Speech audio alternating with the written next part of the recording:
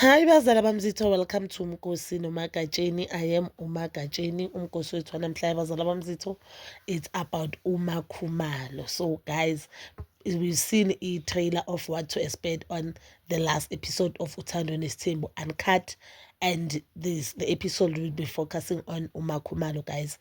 One thing I have noticed about our fans, because the trailer I saw it on TikTok and I even saw a comment. Ne? One thing I've noticed about our fans, especially a lot of our fans ku TikTok, because this thing ngibonisa kakhulu ku TikTok, asilifuni iqiniso, ne? Asilifuni iqiniso, get me? I don't know whether nizong understand or what. So uMakhumalo uthi on that trailer, whatever anako is imisebenzi yakhe, whatever now she worked hard for whatever anako. I do believe Utumakumalo worked very hard for whatever isn't anazo, and she deserves everything that she has today just because she's someone who's working hard and she's someone who has a good heart. If you have been listening to my video, you'll know ukuthi ngihlala ngisho ukuthi uMakhumalo nayo inhliziyo enhle and uMakhumalo understand this term. I thought that before last season. And uMakhumalo, one thing about it, uyamela like umyeni wakhe, uyamhlonipha umyeni wakhe. You understand? Umfazi lo amadoda abaningi afunayo usubmissive. So uMusa Mseleku, then they also showed uMusa Mseleku athi uMakhumalo is where she is just because uMusa Mseleku umvulele iminyango. Uvule iminyango. Mina looking at Karega Makhumalo, I think yes uMusa Mseleku uneqiniso, khona iqiniso analo lapho. I'm not saying uMakhumalo ungene it because of Fama connection, but I believe ukuthi if uMakhumalo azange aze abonkosikazi kaMusa bonyeke azathole the opportunities ayithola namhlanje. Guys, we know sise South Africa la kuya ngokuthi ungubani wakabani, uzalwa ubani, uwazi bani, especially in the entertainment industry. I do not think ukuthi uMakhumalo will be one of the cast members of the Real Housewives of Durban if bongasi unkosikazi kaMusa. She's there just because of Umusa. Amanye, I don't know about ama brand deals, but I know ukuthi even ama gigs awatholayo to be motivational speaker enkonzweni yabo mama, ama gigs awatholayo nje to empower a lot of women, it's because of i-reality show kaMusa Mseleku. So why are we shying away from that fact and every day sifuna ukwenza uMusa Mseleku as if indoda embi?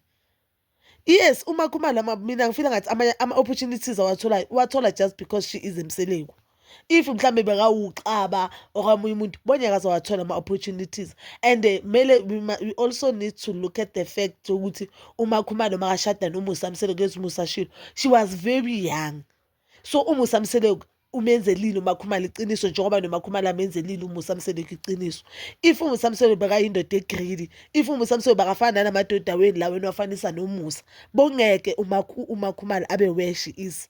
We know, we've seen abafazi bakhala athi mina indoda zange ivume nokuthi ngimsebenzini, because if uMusa Mseleku bakele indoda ekhohlakele le simenze ngathi ukhohlakele ngakhona, bongeke uMakhumalo azavele even a single day ku TV. We've seen ama-reality show guys wabafazi, the real abafazi especially abangasebenzi. You can see ukuthi le ndoda yabaqindezela abafazi, but abafazi baMusa Mseleku umnotho abawutholayo kula mshado lo ukuthi bayakwazi ukuthi you can be yourself kulesa sithembu lesi. You are allowed to work. There's a time Makhumalo ngikhumbula kuthiwa bekasebenza eDurban engathi I'm not sure ngabe bekasebenza emine okuphi. Enye indoda ebonyeke izivume lento le, believe me, enye indoda ebonyeke izivume lento le ukuthi so kumele usuke la ekhaya usebenza ekudeni, uze la ekhaya ma-off, uze la ekhaya ngama-weekends. Enye indoda bonyeke izivume, but uMusa Mseleku uyayivuma. I feel like uMusa Mseleku contributed a lot ku-success kaMakhumalo, and we need to give him that.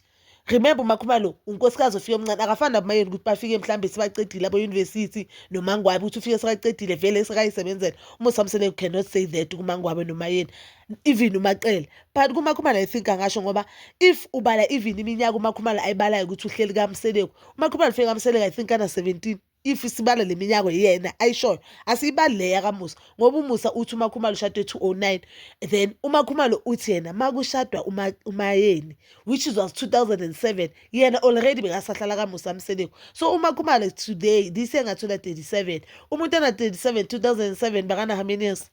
Because that is 18 years back. That means 18 19 Makhumalo already bekasahlala noMusa Mseleku. I think maybe akayenza ugrade 12 or bakano grade 12 kuphela empilweni yakhe. So uMusa Mseleku uvulile umnyango ukuthi uMakhumalo akwazi ukuthi aphume abhabha fly la yakhona. azange azabe yindoda selfish. So I don't know why abantu they feel as if, because I've seen on comment section abantu bathi ukumusa bathi ukhohlakele, they're saying all sorts of names ukuthi akakwazi ukuthi athi uMakhumalo izinto uMakhumalo azitholile is because of him. Ezinye zezinto nje what I've noticed about abafazi especially nje igender yethu now ukuthi asilifuni iqiniso, and we wanna like sifuna ukuzimela ngalendlela leyo ukuthi nanoma ngabe umuntu ukusizile awufuni ukuthi uwamukele ukuthi ubani wangisiza what, you understand. And for the longest as I've believed ukuthi uMakhumalo bengam appreciate umusa. You know, sometimes i-reality TV show inobuhle inobubi, because sometimes even ama-comment wabantu ayakwenza wena muntu ukhohlwe la ubuya khona.